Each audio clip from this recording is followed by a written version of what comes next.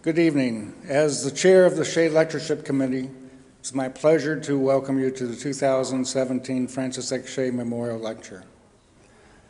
Our poetry reading and lecture this evening is sponsored by the Francis X. Shea Endowment Fund and co-sponsored by the School of Arts and Letters and the Bregelman Program for Catholic Studies here at the college. Thanks to Dr. Tammy Ostrander, Dean of the School of Arts and Letters, and Dr. Kevin Vaughn, Director of the Bregelman Program, for their generous support. The Shea Lecture was established at St. Scholastica nearly 40 years ago by the family of the late Francis X. Shea, former president of the college, to invite theologians, novelists, poets, and playwrights to explore the integration of ideas from diverse fields, especially theology, religion, and literature. So, just one announcement before President Geary introduces our distinguished speaker. We will have a reception afterwards in the foyer, and you're all invited to join us there. So now it is my honor to call on Dr. Colette Geary, President of the College, to introduce our speaker.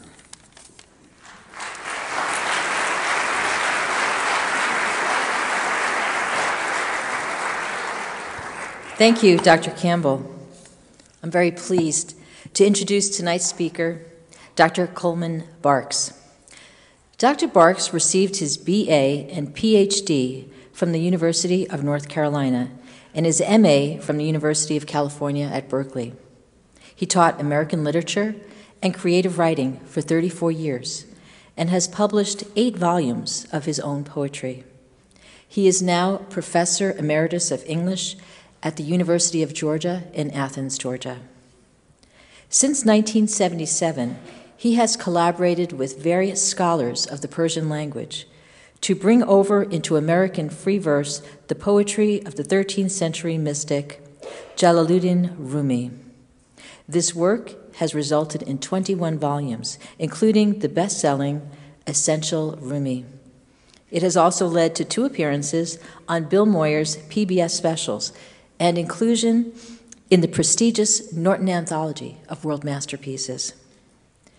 The Rumi translations have sold over 1.5 million copies. In 2010, Harper One published Rumi, the Big Red Book, which contains all of the work on Rumi that Dr. Barks has done. And in addition, Harper One has published Soul, Fury, and Kindness, The Friendship of Rumi and Shams Tabriz. Dr. Barks has also published Just Being There, Rumi and Human Friendship, a 3D set of recordings with Grammy Award-winning cellist David Darling. In 2004, Dr. Barks received the Juliet Hollister Award for his work in the interfaith area. In 2005, the United States State Department sent him to Afghanistan as the first visiting speaker there in 25 years. In 2006, he was awarded an honorary doctorate by the University of Tehran. And in 2009, he was inducted into the Georgia Writers Hall of Fame. So please join me in welcoming Dr. Coleman Barks and his accompanists, David Whetstone and Marcus Wise.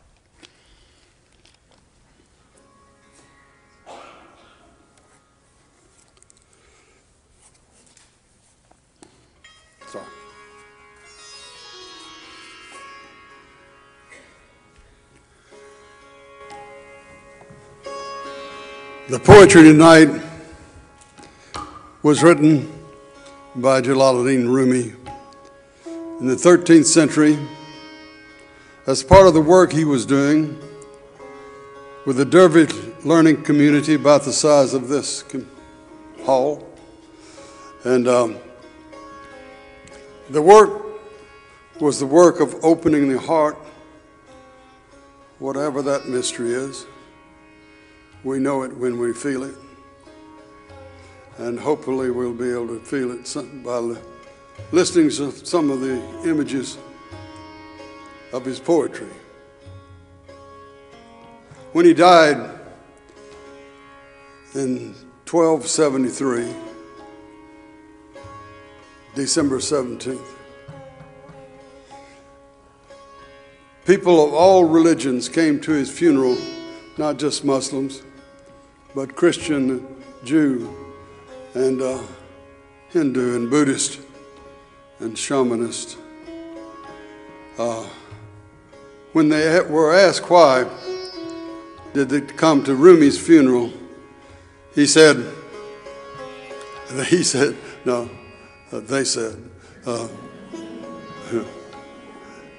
he was through talking. Yeah. They said, he deepens us in wherever we are. So, all religions find him useful. And that's still the case, I think. It seems to be. And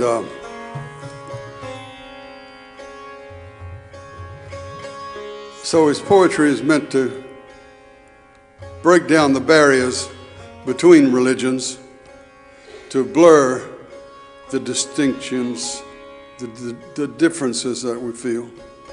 And you will hear that in many of his poems. Here's a poem that is about the core of longing in every human being. Nobody knows what that longing is for. It's probably not for real estate or one's own radio program.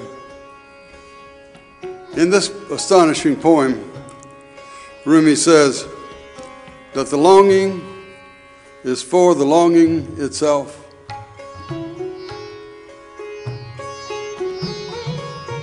The longing is for the longing itself. I don't know that I understand that, but I'm about to. One night, a man was crying, Allah, Allah, Allah, Allah.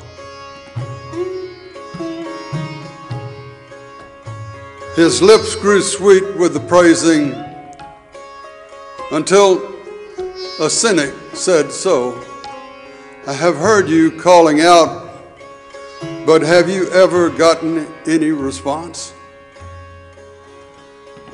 I have heard you calling out, Allah, but have you ever gotten any response?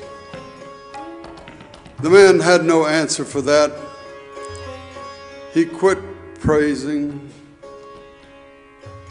and fell into a confused sleep where he dreamed he saw Hitter, the guide of souls, in a thick green foliage.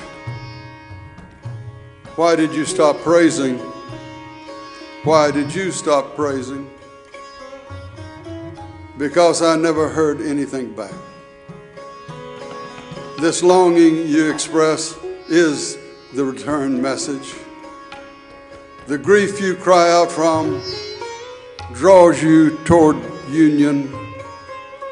Your pure sadness that wants help. Your pure sadness that wants help is the secret cup. Listen to the moan of a dog for its master. That whining is the connection. That whining is the connection. There are love dogs no one knows the names of. Give your life to be one of them. One night a man was crying, One night a woman was crying, Allah, Allah, Allah, Allah, La ilaha, La ilaha illallah, La ilaha illallah, La ilaha illallah, La ilaha illallah, La ilaha illallah, La ilaha illallah, La illallah, La.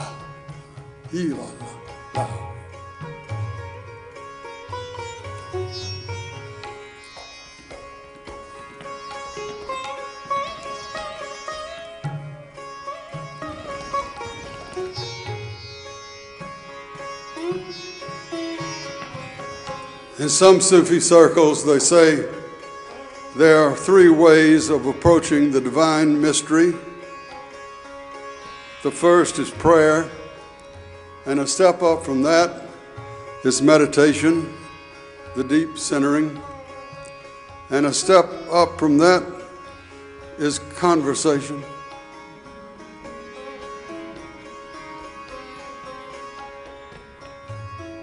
They might have talked about many other things, like as a way of approaching the divine, walking,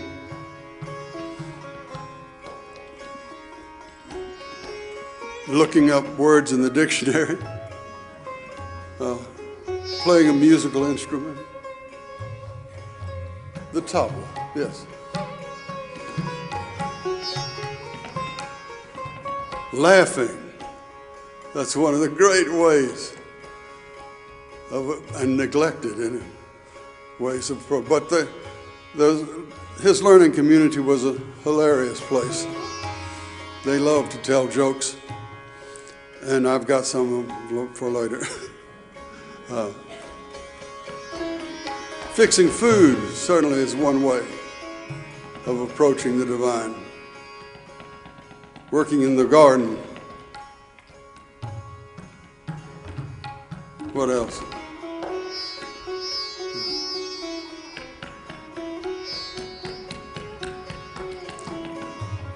Maybe it's anything that human beings do. That's what the Sufis say, actually. Anything that human beings do can be used as a lens to look into the nature of God. So here's a poem about conversation and the importance of that inner-outer exchange, which sometimes they call sohbet, S-O-H-B-E-T. I went to Turkey, and in the back of a lot of Turkish houses, there's what calls a sohbet house, and it's just a rectangular room with a bench all the way around, and you sit in there and you talk, not about anything in particular, but just this is like almost like a Quaker meeting idea. So the exchange is the reason that building is there. So here's a poem about the nature of that exchange and its importance. It's crucial because what comes of the conversation that he's talking about here is the eloquence and the strength and the generosity and the modesty and the handsomeness on what they call the opening of the heart. Whenever they wanted to call mystics of all traditions into their meetings, they would simply put a rose above the door. Isn't that great? What was said to the rose that made it open was said to me here in my chest. What was told the cypress that made it strong and straight. What was whispered the jasmine, so it is what it is. Whatever made sugarcane sweet. Whatever was said to the inhabitants of the town of Chugil in Turkestan that makes them so handsome. Whatever lets the pomegranate flower blush like a human face, that is being said to me now. I blush. Whatever put eloquence in language, that's happening here. Whatever put eloquence in language, that's happening here. Just in the middle of the poem, he says, you want to know what eloquence is? I'm doing it now. So.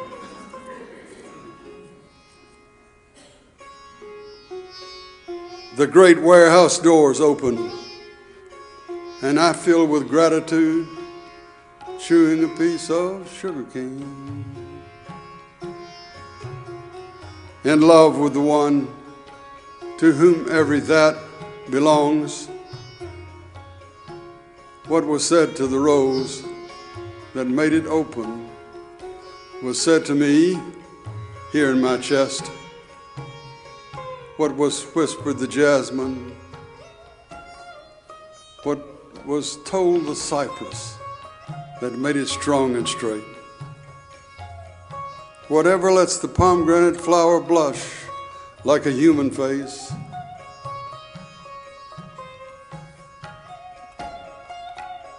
Whatever makes the inhabitants of the town of Chugil in Turkestan so handsome. Whatever put eloquence in language, that's happening here. The great warehouse doors open, and I fill with gratitude, chewing a piece of sugarcane. Whenever you get to the sugarcane parts, you got to sing. That's just a rule that I made. Whatever was said to the inhabitants of the town of Chugil.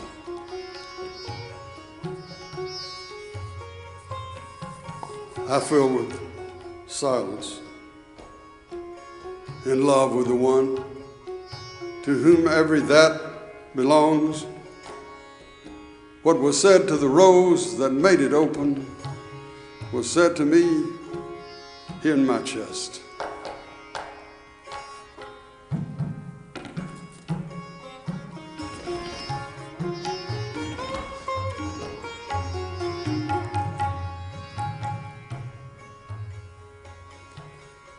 This is a sequence of, this is my direction.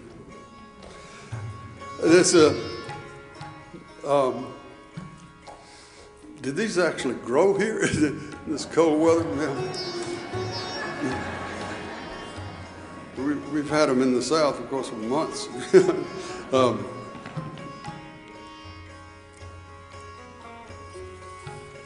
Tonight we're here with 1,000 hidden mystics, concealed and absolutely obvious, like the soul, self-evident. Tonight, this may be true. Tonight we're here with 1,000 hidden mystics, concealed and absolutely obvious, like the soul, self-evident. I've always thought that the soul is just self-evident. Look, here we are, all connected.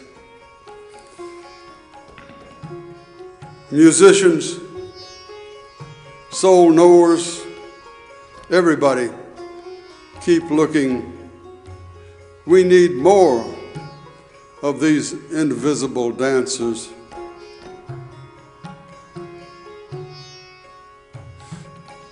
He saw a lot of invisible dancers. And and he became one. He was the first whirling dervish, you know. He started turning one afternoon on streets of Konya, Turkey. He heard of music in the gold beaters' hammers, and he tried then to become in harmony with the molecules and the galaxies. And so he started turning. And they said he turned for 36 hours. I don't know. And that's the story anyway. And then he fell, but he said, I didn't fall.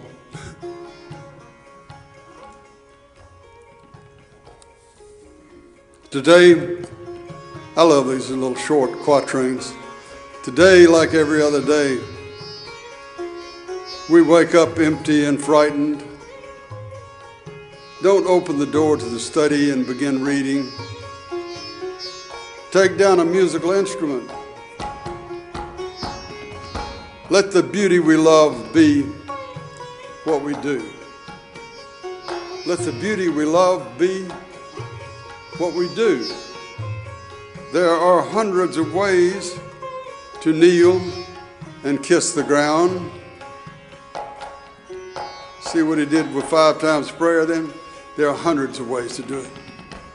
You can't do it wrong. Today, like every other day, we wake up empty and frightened. We wake up confused and bored. Don't open the door to the study and begin reading. Take down a musical instrument. Let the beauty we love be what we do. There are hundreds of ways to kneel and kiss the ground.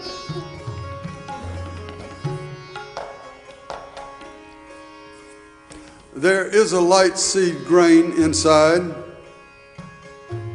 You fill it with yourself or it dies. There is a light seed grain inside. You fill it with yourself or it dies. I'm caught in this curling energy. Your hair.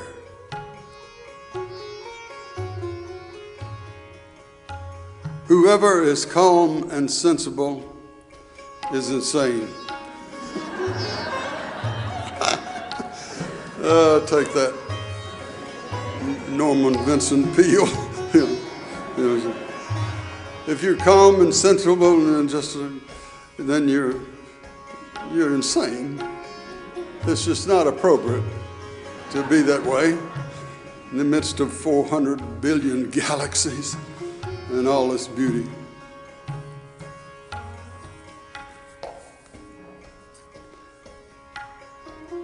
Imagining is like feeling around in a dark lane or washing your eyes with blood.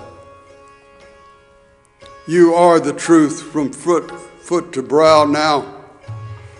What else would you like to know? You are the truth from foot to brow now. What else would you like to know? You're not going to learn it from books.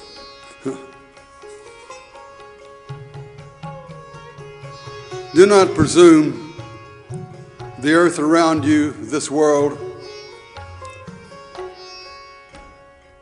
Do not think all this is unconscious. It is rather like a rabbit awake with eyes half closed. It is like a pot of water when 1,000 tiny bubbles begin to come up to tell the cook it is about to boil. It is rather like a pot of water when 1,000 tiny bubbles begin to come up to tell the cook it is about to boil. There's a word for that in cuisine. The chefs know, but I've forgotten it. Somebody in this room knows that. No. I am so small, I can barely be seen. How can this great love be inside me? That's his big question. How can this great love be inside me? And then he answers it. Look at your eyes. They're small, but they see enormous things. That's called a metaphor. Is it? Your eyes are small, but they can take in the night sky. That's how this great love can be inside you. In the same way that your eyes can contain the night. This moment, this love comes to rest in me. Many beings in one being. In one wheat grain, 1,000 sheaf stacks. Inside the needle's eye, a turning night of stars. These gorgeous images. Inside the needle's eye, a turning night of stars.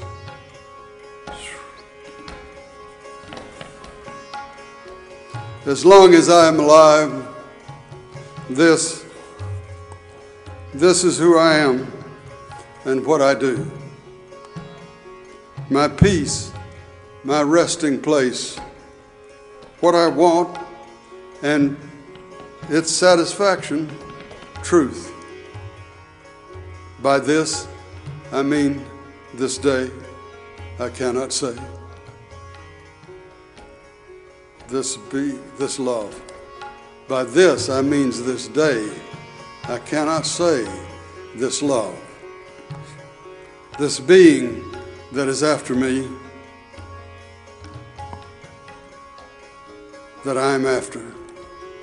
Quarry chasing quarry. By this, I mean this day, I cannot say this love. This being that is after me, that I am after. Quarry chasing quarry.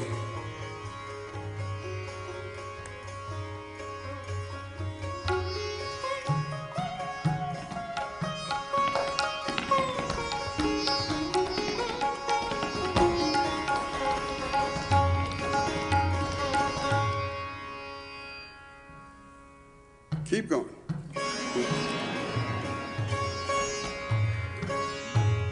Find your place and close your eyes so your heart can start to see. Find your place and close your eyes so your heart can start to see. When you give up being self-absorbed, your being becomes a great community. I think we could just read that 100 more times. When you give up being self-absorbed, I've never tried that myself. When you give up being self-absorbed, your being becomes a great community. I think he's talking about a way that we produce elders, true elders. Find your place and close your eyes so your heart can start to see. Or find your place and close your eyes so your heart can start to see. When you give up feeling self-absorbed, your being becomes a great community.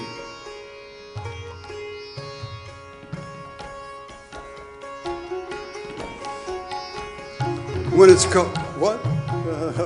Keep doing it. Oh, yeah, oh.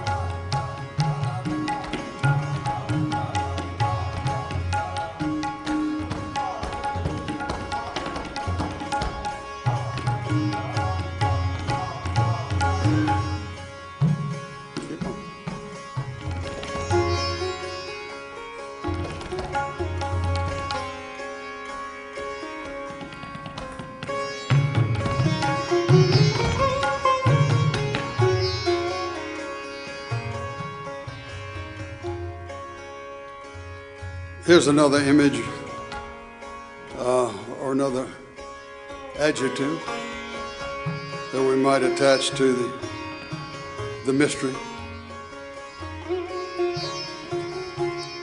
When it's cold and raining, you are more beautiful, and the snow brings me even closer to your lips.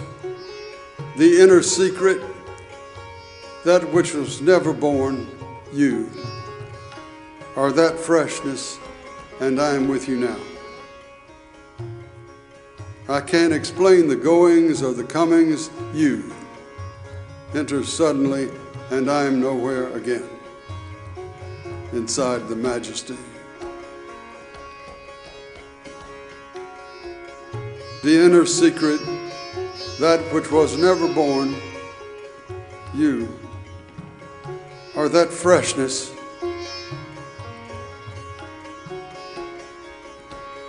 and I'm with you now. I can't explain the goings or the comings, you enter suddenly, and I am nowhere again, inside the majesty. That pronoun you, one of the most beautiful in the language, isn't it? It's one of the great mysteries for the inner outer.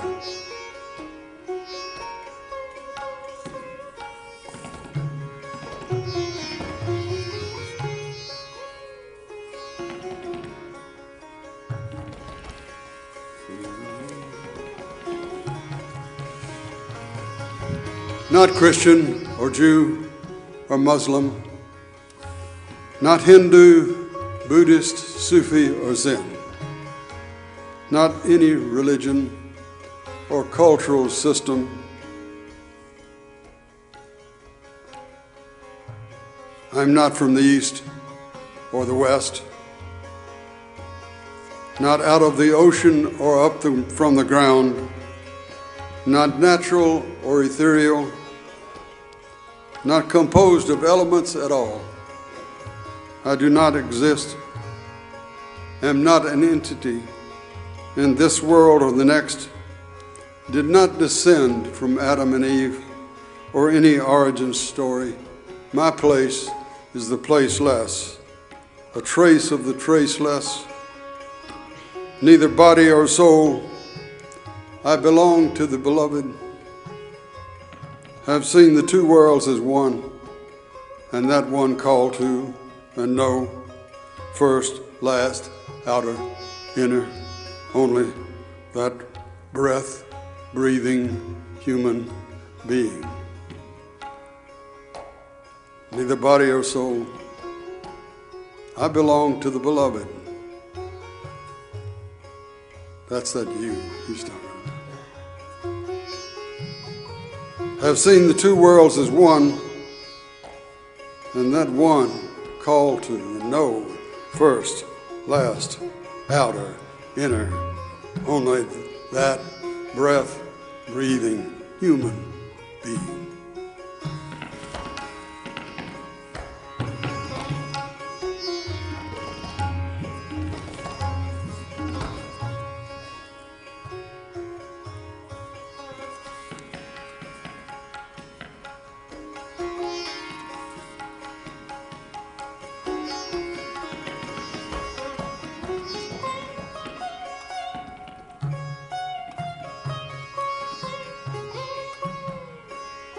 Here's another image that he explores about the nature of the psyche. He says it's like a guest house.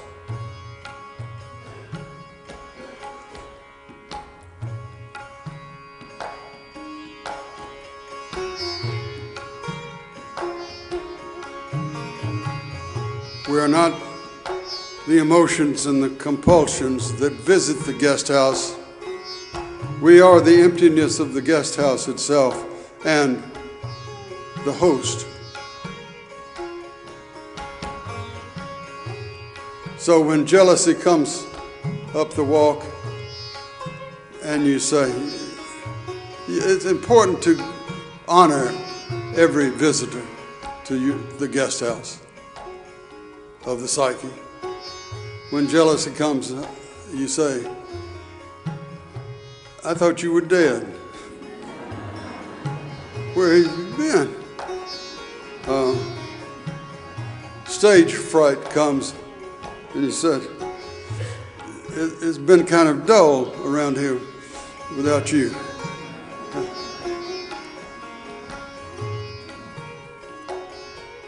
Ecstatic love comes up the walk. My pleasure.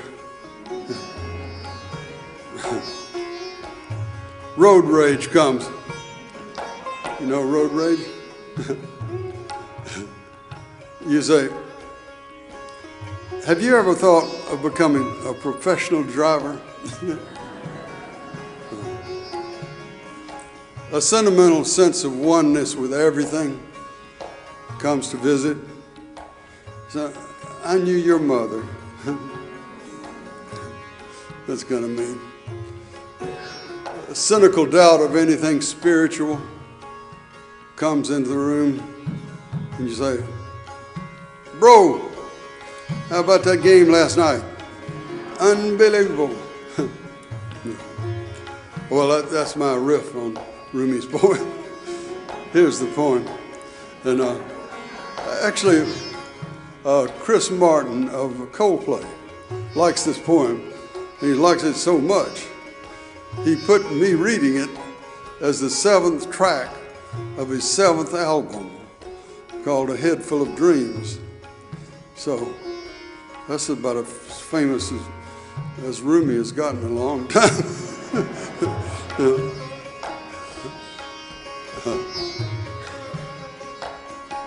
This being human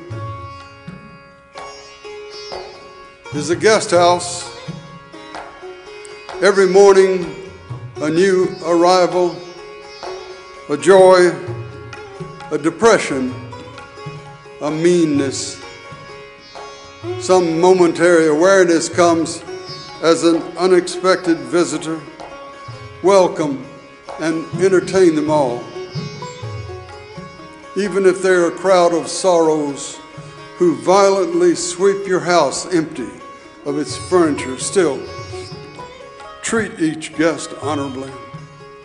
He may be clearing you out for some new delight. The dark thought, the shame, the malice. Meet them at the door laughing and invite them in. Be grateful for whoever comes, because each has been sent as a guide from beyond. Be grateful for whoever comes, because each has been sent as a guide from beyond.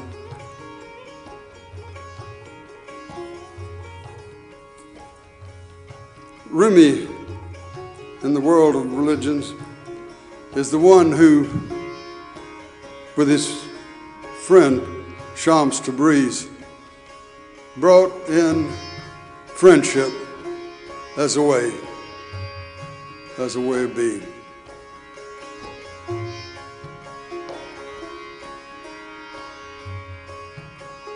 When they met in 1244, there are several stories about that meeting.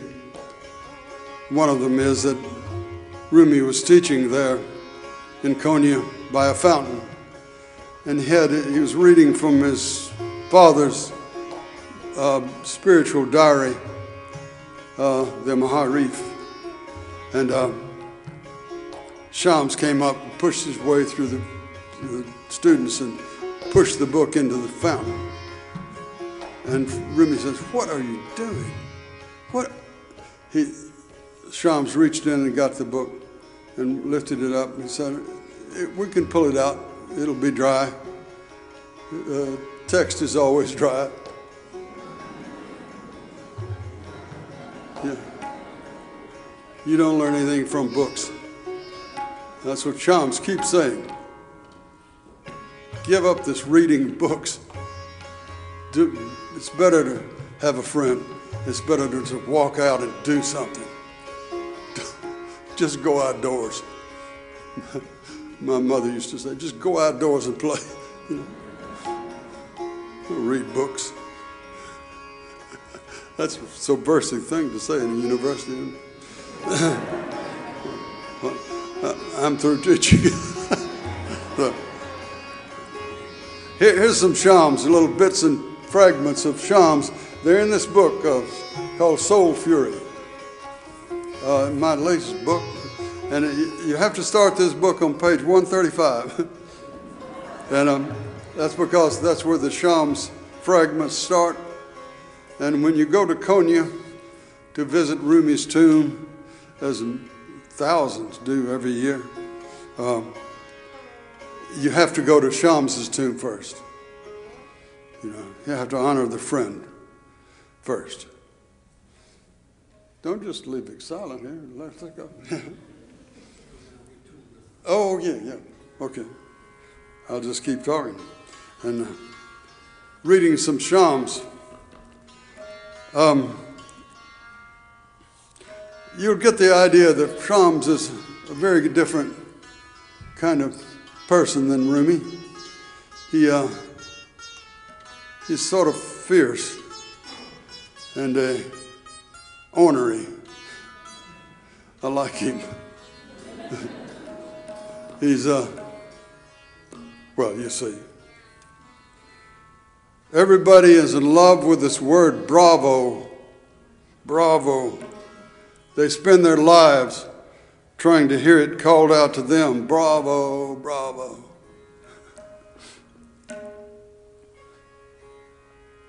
Crowing comes from the rooster. Morning comes from God. Isn't that good? Crowing comes from the rooster. Morning comes from God.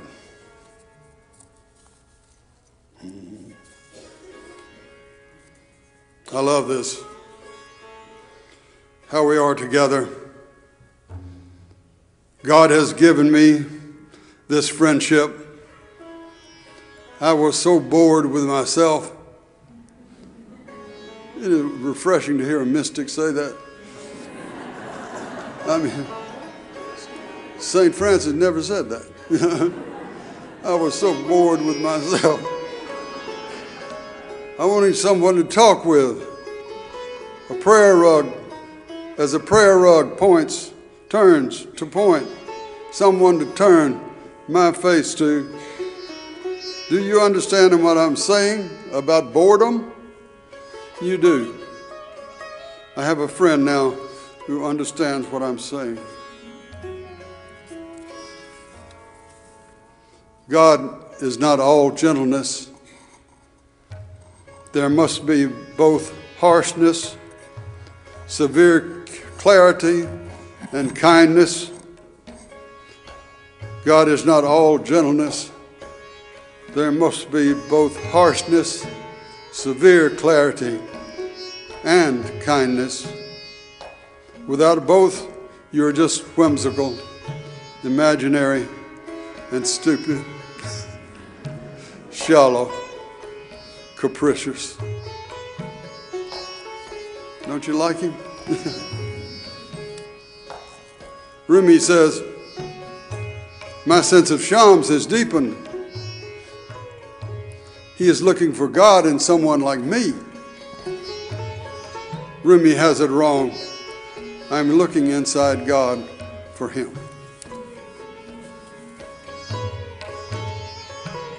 What frees you is not words, but rather someone's presence, their actual being. That is the scripture you must attend to. The power I am hoping to give does not come into you by following a line of words across a page. A real lineage comes down through personal interaction with others. If you feel some hesitation, some fear about eating something or going somewhere or doing something, don't eat it. Don't go there. don't do it. If sometimes I put on clothes that are torn and dated dirty, that is intentional, a decision I make.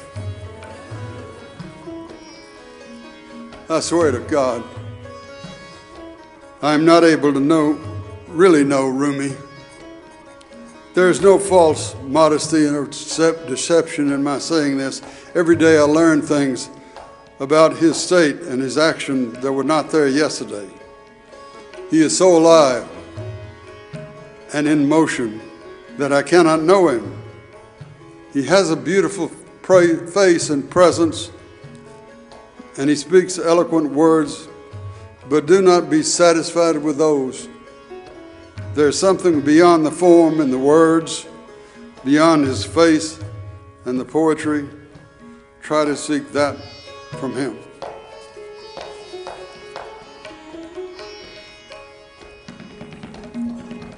God is depth, and you fool, you are also deep. That same depth is in you. Don't worry about terminology, pre-existence, the original face, spirit, soul. Search within yourself. The great mystery is there. Everyone talks about Gnosticism and dervishes. Those are just words. I want someone with a pulse, a living friend. I want someone with a pulse, a living friend.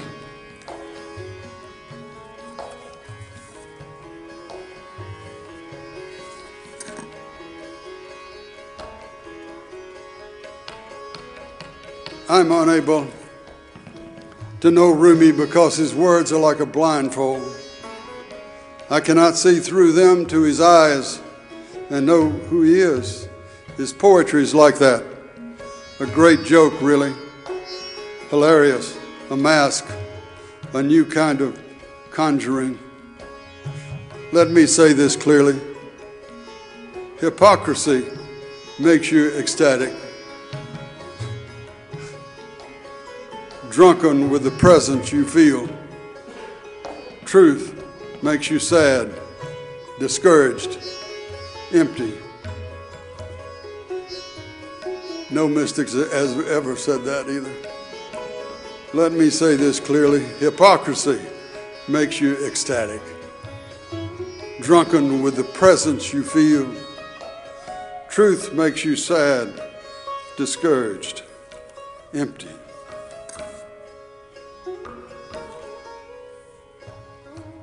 Real growing does not come from books, but rather from walking out and doing things.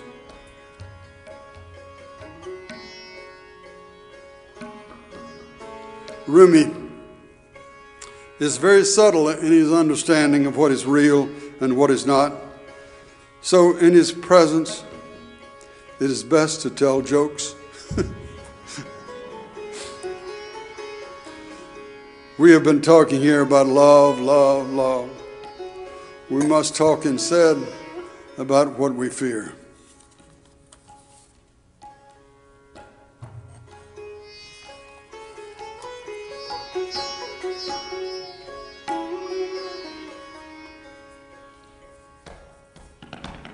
We have a treat tonight, actually.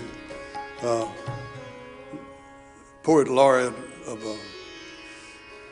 Rhode Island is here, my friend Lisa Starr, and she has agreed, where are you, Lisa? There you are, to read a few. She's one of the most natural, strongest and most natural poets I know of.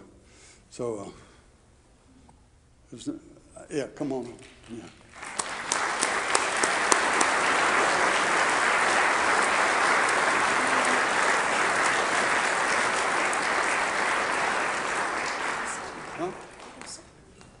Stand behind you. Oh, goody.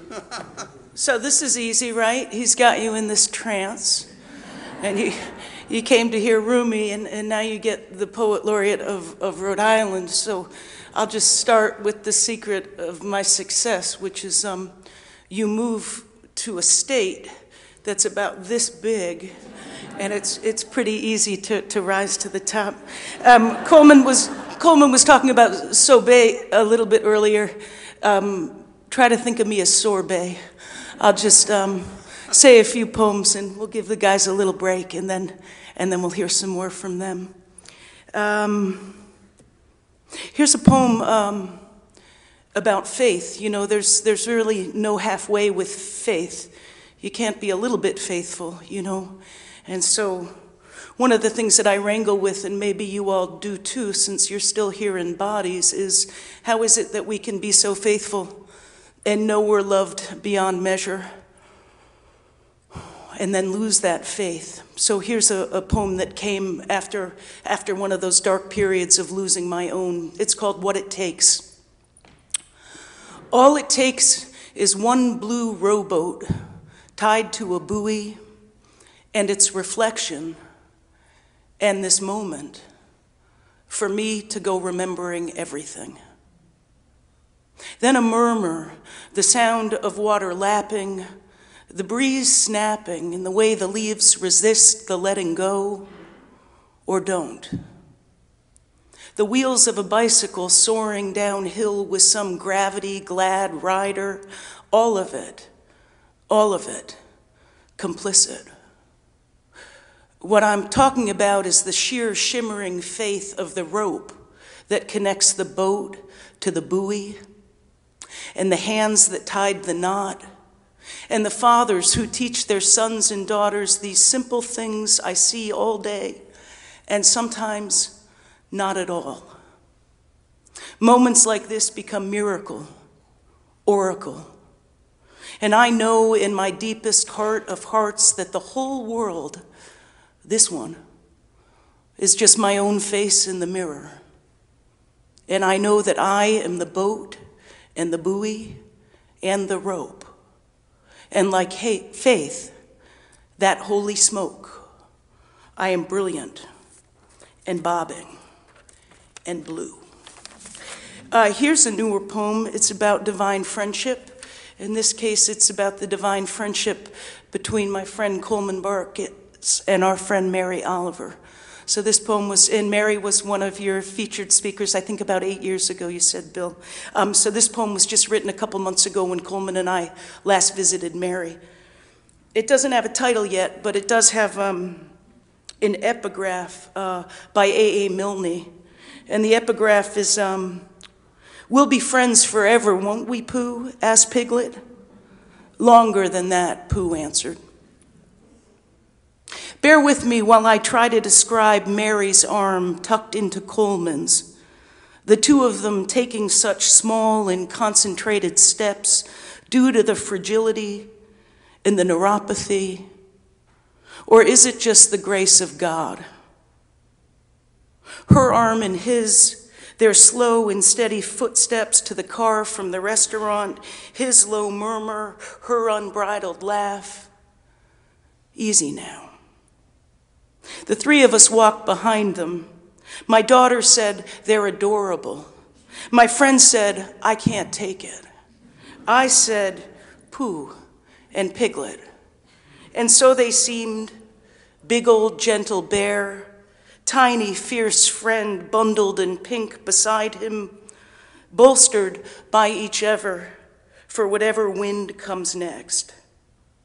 The three of us watched as they inched toward the car, Mary's head resting lightly against his arm, holding hers. We watched love take careful steps, and we followed. Way, way, way longer than forever. Easy now. Two more.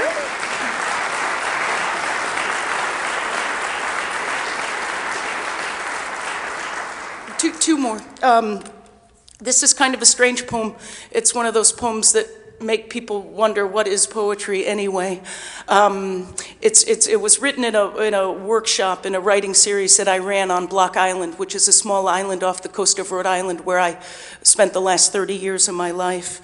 And in a workshop run by a great friend and teacher of mine and David's and Marcus's, and Jan's and Coleman's. Jen Leidy, in a workshop, asked us to consider, in her teaching, there are 7 sacred directions. In many Aboriginal cultures, they might honor 4.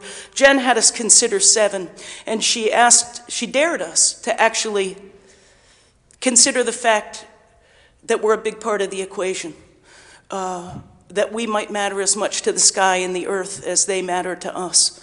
So she asked us to consider these directions, and she asked us to spend a long time thinking of the questions we would ask if we really thought they could listen and answer. So bear with me, there's a bunch of questions, and then the answers come. I question the 7 sacred directions, and they answer. Air. Who taught you to touch my hair that way? Which chest of which bird is your favorite? Why so moody? Fire, could you control yourself if you had to? You do know I'm not afraid to look you in the eye, don't you? Are you ever sorry when the barn collapses on the bleeding cows? Do you have a lover? Water, if it's not true that I'm your daughter, will you lie to me? Which do you like better, the calm or the storm? Earth, can you feel my embrace? Do you ever want to just throw your hands up and walk away from it all? Do you plan your reactions, or do they just happen? Above, do you really listen to our prayers and our songs? Are you ever lonely? Do you weep more when we make peace or war? Below, who taught you your patience? Are there moments when we all dance together?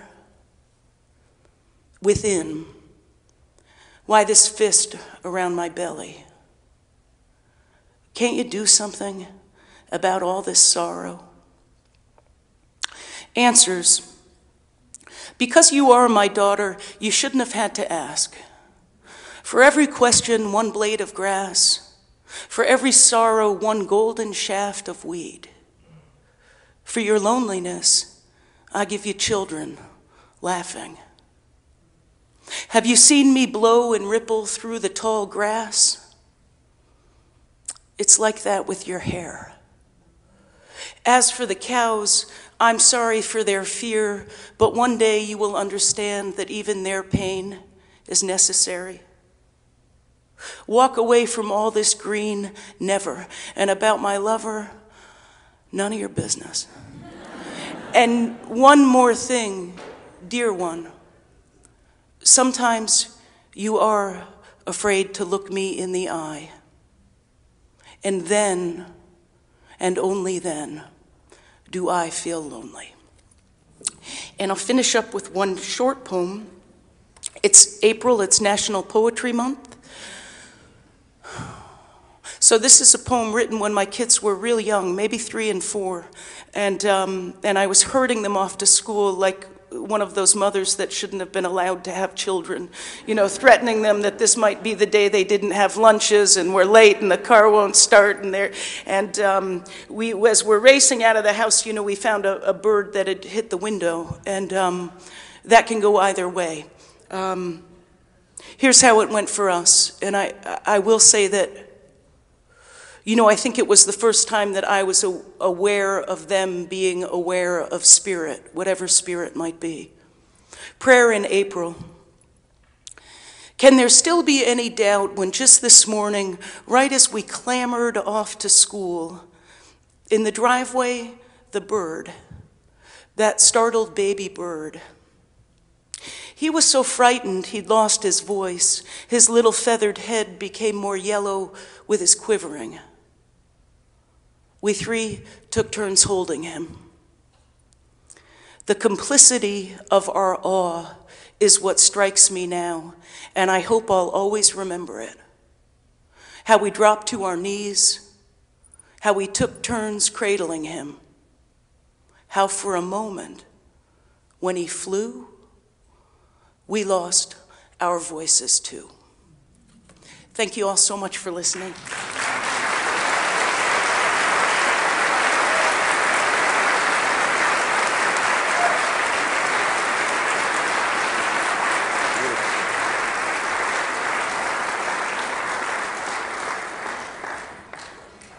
Thank you, Lisa. It's dangerous to have her come in. She just steals the audience. There she goes. I said that laughing was so important to spirit. And here's some Nasruddin jokes. Nasruddin is a Middle Eastern trickster figure. He, well, you see. Nasruddin is sitting in the sanctuary. He has his feet up on the altar. The priest comes in and says, Nasruddin, take your foot down off the altar. This is a sacred place. Nasruddin says, where shall I put them?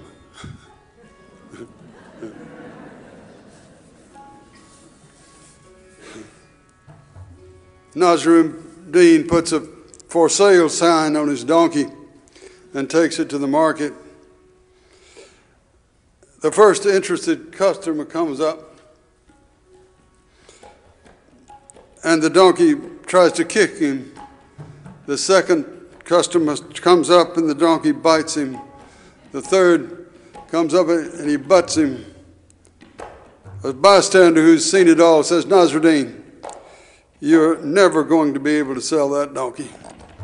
He says, oh, he's not really for sale. I just want people to see what I have to put up with.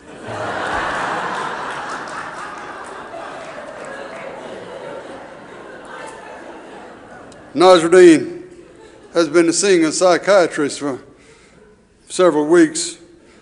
Finally, the doctor says, Nasruddin, I have a diagnosis, kleptomania.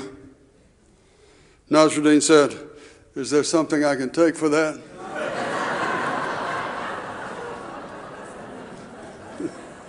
Yeah.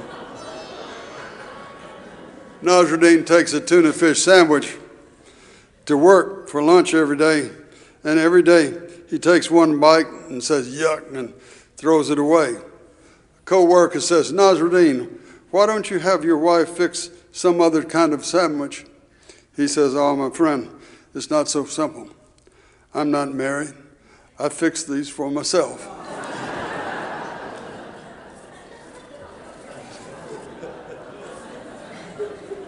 I like that one. Nasruddin.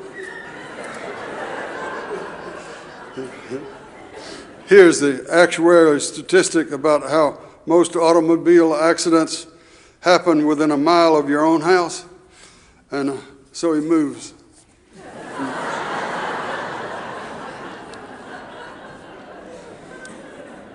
Nasruddin and his son walk into town leading a donkey.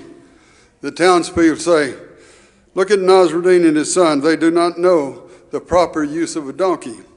Next day, Nasruddin and his son come back through town. The boy is riding the donkey, and Nasruddin is leading. Look at that, say the people. Nasruddin does not know the dignity proper to fatherhood. Next day, Nasruddin and his son. Nasruddin is riding.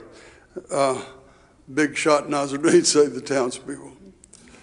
The next day, Nasruddin and his son come back through town carrying the donkey. Nasruddin is living on an uninhabited tropical island. He's marooned there. I won't go into how that happened. He's there. And he lives there year after year with plenty of food, small game, fish, berries, and fruit. And he adapts to the fact that he may never be found. Then he lives his life happily alone. A ship comes and finds him, and as they are moving away, he and the captain are sitting on the deck and looking back at the island. And there's 3 buildings on the beach. And I was, what are those? What are those 3 buildings? He said, well, the one on the left is where I lived, and the one in the center is the church I went to. And what's that other one? That's the church I used to go to. Sorry, I told that wrong. Yeah. It doesn't need any help. Last Nazarene joke. Nazarene buys a prize rooster and takes it home. The rooster begins to service the hens in his barnyard and then moves on to the ducks and the geese and the sheep and the dog and the cow. Nazarene is furious. He says, I did not pay such an exorbitant price for you to make it chaos of my farm. And besides, if you don't quit this relentless sexual activity, you're going to kill yourself. Nazarene is furious. Yeah, but the rooster pays no attention. The next day, Nazarene looks out the window and sees the rooster flat on his back, dead. A buzzard is circling down. Nazarene goes out to lecture the corpse one last time. I told you. The corpse, the rooster, opens one eye. He says, shh. When you're romancing a buzzard, you have to play it their way.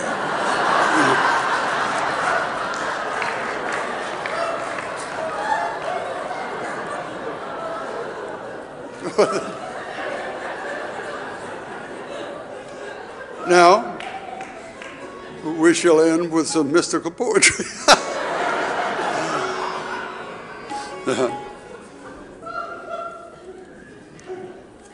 We can do that.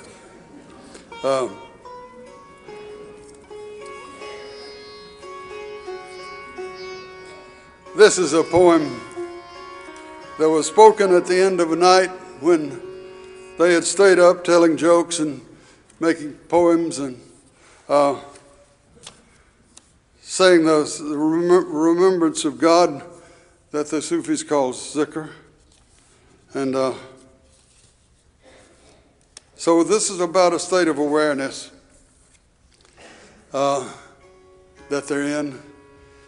That he says is not just a state of awareness, but the source of the universe.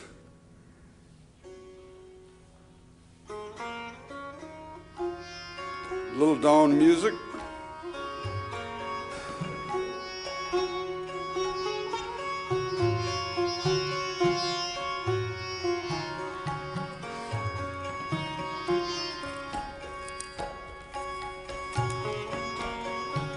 This we have now is not imagination.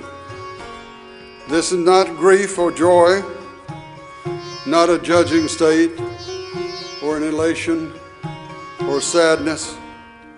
Those come and go. This is the presence that doesn't. It's dawn, Husam, here in the splendor of coral, inside the friend, in the simple truth of what Halaj said. What else could human beings want? When grapes turn to wine, they're wanting this. When the night sky pours by, it's really a crowd of beggars, and they all want some of this that we are now. Created the body, cell by cell, like bees building a honeycomb. The universe and the human body grew from this, not this, from the human body and the universe. This we have now is not imagination. This is not grief or joy, not a judging state or an elation or sadness. Those come and go. This is the presence that doesn't. It's dawn, Husam. What else could human beings want? What else could human beings want?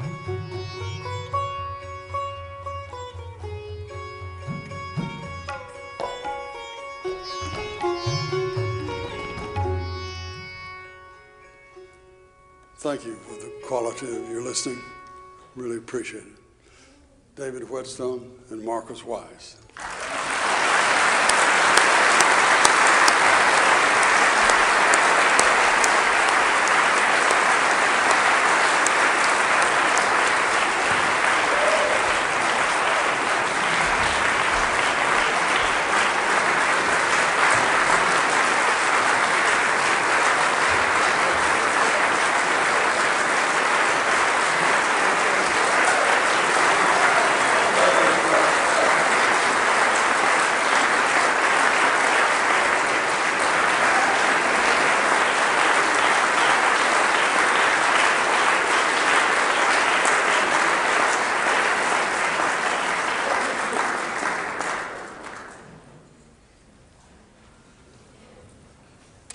Dr. Barks will take a few questions. There are mics on both sides, so just come down to the mic and make sure you speak into the mic so we can hear you.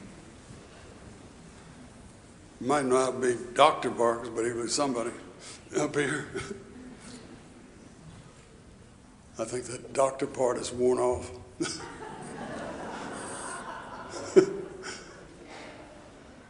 Any question here?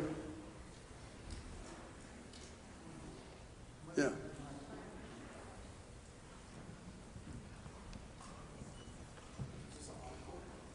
Not yet. No.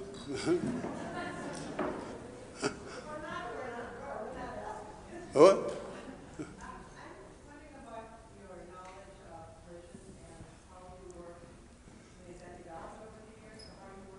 No, I didn't hear Rumi's name until I was 39, which is way too late to learn the language. But for me, especially, I'm sort of lazy. So I've just worked with the English of scholars, and I don't work with the Farsi at all. Do you sometimes listen to his poetry? I do sometimes do that. Yeah, Yeah, it's hypnotizing. It's beautiful, but I don't know the language. So there's, yeah. People have said, there may be something fraudulent about all this, but I don't know. But anyway, you'll have to decide that yourself. Yeah. Okay, that's not much of an answer then. What? Oh, Robert Bly, of course, told me to do this. He's Dr. Barks, yeah. I was wondering if I may ask if you have had the opportunity to dance zikr or do other practices with some of the Mevlevis when you visit? I haven't. I've just seen them do it. Okay. To dance, you say? Mm-hmm. Yeah, I've never done that. I mean, I tried to do the turn, but I get dizzy. I fall down, Thank you. Yeah, anyway. I love to do the zikr, La ilaha illallah. Yeah. Dr. Barks, could you take a minute and let us know how you got into Rumi in the first place? And how it drew you to did. Rumi poetry? Yeah.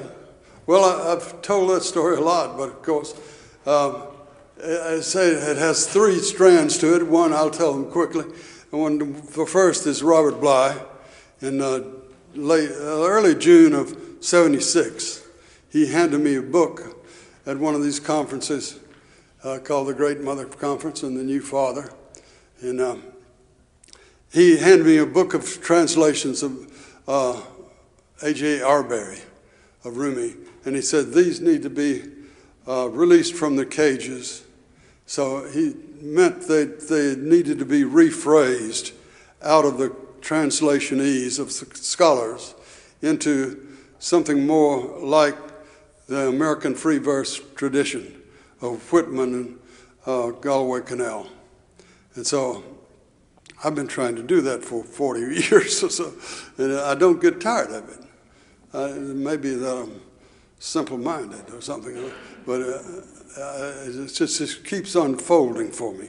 And the second strand was that I had a dream on May 2nd, 1977, of sleeping out in my backyard and seeing a ball of light rose off of Williams Island there in Chattanooga, Tennessee, and there was a man sitting inside with a white thing over his head, and he raised that and raised his head. He said, "I love you," and I said, "I love you too," and the whole landscape filled with dew, as it was natural to do in that time of night, and but the dew somehow I knew the dew was love.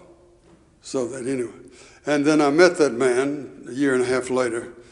He was Bawa Muhyiddin, and he told me to do this Rumi work, and he is the only credential that I have for being able to do it at all, because I sat in his room with Andrew and help him cook the food and just listen to him talk. So, and then the third unbelievable thing is that when I was about 6, 7 years old, I was a geography freak. I just pored over the 1943 Rand McNally Atlas, and until I had memorized, unaware of having done it, all the capitals of all the countries in the world. And I grew up on the campus of a boys' school in Chattanooga, and my father's headmaster. And as we would go over to the dining hall for dinner, people would call out names of countries because they knew this smart kid had all the countries memorized in the capital. And so I would call back the capital. They'd say Uruguay, and I would say Montevideo. They'd say Bhutan, and I would say Thimphu, and I never missed. And so finally, the Latin teacher went down in his classroom and found a country that didn't seem to have a capital, on his map anyway. So he called that across the quadrangle, and he said, Cappadocia, Cappadocia. And he said that the look on my face named me when I went through the perfect computer of my mind and could not find a capital. So from then on, he called me Cappadocia. And a strange name, but there's still people in Chattanooga that call me Cappadocia, which almost rhymes, doesn't it? Cappadocia and Chattanooga. But so I almost fell down when I realized that the capital of Cappadocia, the largest town there, is Iconium, or Konya, where Rumi lived and is buried. So sometimes the universe just plays a little joke and it says, maybe you'll get this and maybe you won't, You were named for your ignorance, That's what you don't know. So I still don't know the capital of Cappadocia. But, yeah. What you got? I'm so pleased that you're here, Coleman Barks. I noticed that your one poem, I just so fond of, Community of the Spirit, that I went online recently to read it in my congregation, and there was new words to it, so you'd updated it, and I just wonder, you do that a lot, and I was quite moved by the new words.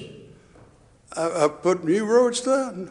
I didn't think I had. I saw some new words online, so unless... well, people change them around, but I haven't. I'll stick by the one that's in the book like this. I'm familiar with one in the Essential Rumi. Yeah, that's the one I like.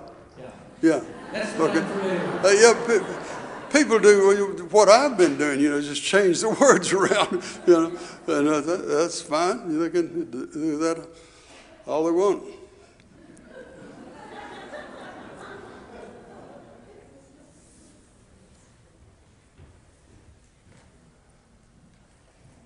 Oh, thanks so much for coming.